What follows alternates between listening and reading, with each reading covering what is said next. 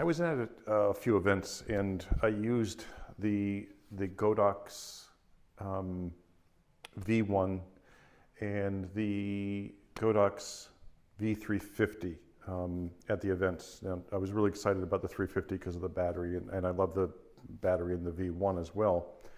But when I got back, I noticed the underexposed photos, because I normally use manual on the flash 90% of the time, but I really wanted to test these flashes, and so I put them on TTL, and they're badly underexposed every time. So I wanted to do a quick test in the studio here to see how they would do, and I picked up the Canon 430, just a little flash, and to see if the TTL would be different on the name brand Canon versus the Godox, and the results are pretty straightforward. This blew away the Godox V1 and the 350 for accuracy in TTL mode, and I did more than what I'm going to show you in the next thing, but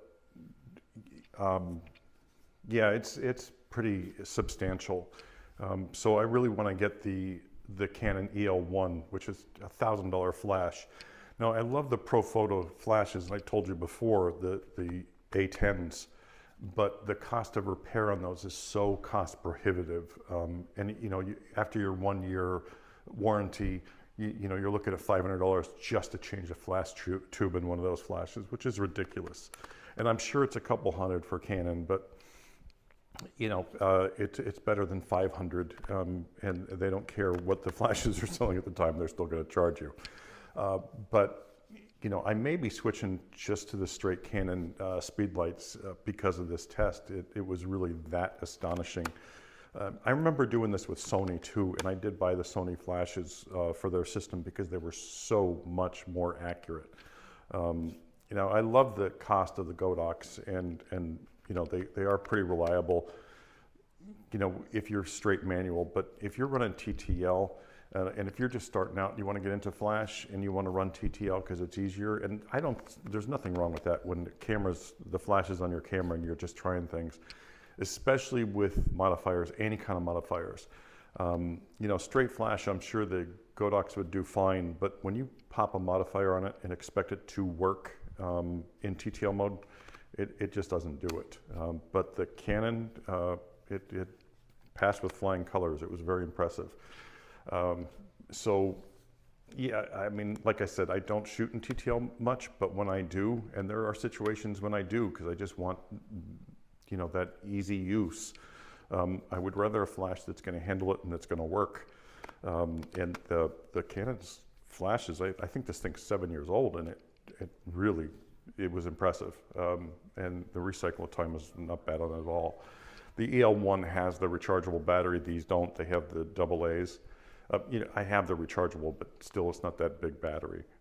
So I'm looking forward to the EL1, which is, bigger and heavier, obviously. But for an off camera and using this on camera, it's going to be a great setup. I just wanted to put this out there, just show you a couple shots from, the results I got.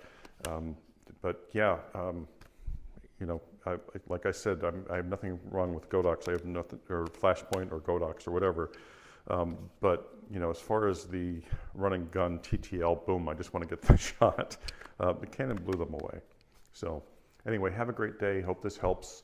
If you're just starting out and you want to get into flash, if you're on Canon or Nikon, get their flash, because they really do a better job in that automatic TTL mode than the off-brand ones do.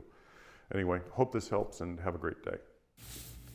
Okay, so I'm starting with the Canon 430 EX RT3, whatever it is. It's just a little flash, and I'm using the Gary Fong light blade. Love this thing because it's so small, lightweight, doesn't fall off. And I'm doing 3 close-up and 3 far away. I'm going to put them up straight at a camera, untouched. Nothing was touching these. These are raw, right at camera. And I did 3 just to make sure they were consistent. Here's the first one. It's closer up. And then I backed off and did another one further away, just to see how this would do. And I do have a white pen on the left there, but this is straight out of camera and the TTL. Then I switched over to the Magbot Bag Sphere on the same Canon 430, three close. This is right out of camera, and then 3 far away. And the TTL consistency on the Canon was absolutely amazing. It just worked every time. Now this right out of camera, it's great. Now I threw the V350 on, and the V1 I did as well, but I don't have that, stopped recording. But this is the consistency I got from the V1 as well as the 350. They were way underexposed, and these are the results.